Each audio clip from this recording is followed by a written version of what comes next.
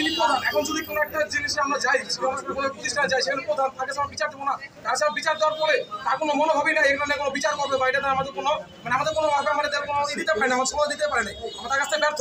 আমাদের উপরে মহল দিতে পারে, সেখানে থাকার কথা আমার উপর মহল যাতে আমাদের তার দরকার নাই, তাকে পদত্যাগ করতে হবে। যারা এখানে থাকার আমাদের কোনো দরকারই নেই, তার কাছে আমরা কোনো কিছু আমরা পাই নাই বা কোনো সমাধান পাই নাই। আমরা কি বলা হয়েছে যে তোমরা যা উপরে দাবি করো বা এটা দাবি করো, আমরা যদি করি তাহলে আপনি কেন করছেন, আপনি বিশেষ কেন হয়েছেন?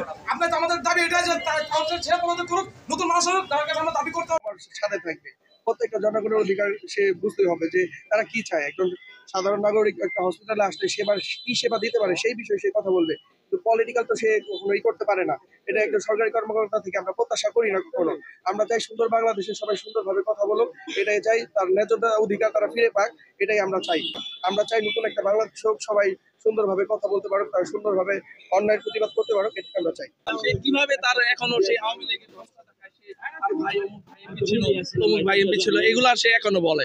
আমরা তাদের কাছে আমরা এখানে কয়েকদিন পর্যবেক্ষণ করে পাইছি যে ডাক্তার 12টা বাজে হলে বাইরে যায় বেসরকারি হসপিটাল, তাদের সেখানে পাওয়া যায়। আমরা কয়েকবার তাদের ধরতেও সেখানে এই হসপিটালে পুরাটা দালালদের ভরা থাকে। আমরা কয়েকবার যদি 7 দিন ধরছি নবাবগঞ্জ থানা প্রশাসনের সহযোগিতা নিয়ে, এরপরে কোনো অ্যাকশনে আমরা কোনো পাই নাই। আমরা ইউনো অফিসে জানাইছি, দালাল ধরে ইউনো অফিসে পর্যন্ত নিয়ে গেছি, এরপর আমরা কোনো প্রতিকার পাই নাই। এই যে বেডগুলা ভাঙ্গা, একজন রোগী যে আসবে ট্রলিটা পর্যন্ত নাই, ইমার্জেন্সিতে ডাক্তার থাকে না, ডাক্তার পাশের রুমে বসে চা খায়, টিভি দেখে। নার্স পরশুদিনের ঘটনা, নার্স স্লিপ রাইখা বলে যে 300 টাকা দিয়ে চা পানি খাওয়ার জন্য স্লিপ নিয়ে যান। এগুলা কেন চলবে? এগুলা বন্ধ করতে হবে অবিলম্বে। দেখতে পেয়েছি 2024 সালে আমরা ছাত্র জনতারা স্বৈরাচারের বিরুদ্ধে আন্দোলন করে স্বৈরাচার এই দেশ থেকে বিতাড়িত করেছি, কিন্তু স্বৈরাচারের দোসররা এখনো জাগ্রত। এখনো কিভাবে প্রশাসনে স্বৈরাচার থাকে, কিভাবে হাসপাতালের মতো জায়গায় স্বৈরাচাররা বিরাজ করে, আমরা এটা জানি না। আমরা এর বিরুদ্ধে প্রতিবাদ করছি।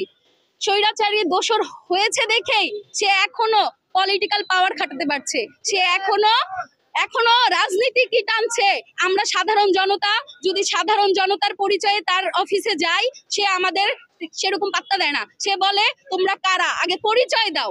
আমরা ছাত্র জনতারা যদি আমাদের সাধারণ ছাত্র জনতাদের পরিচয় দিয়ে যাই, তারা ওইরকম কোনো গুরুত্ব দেয় না। কেন দেয় না?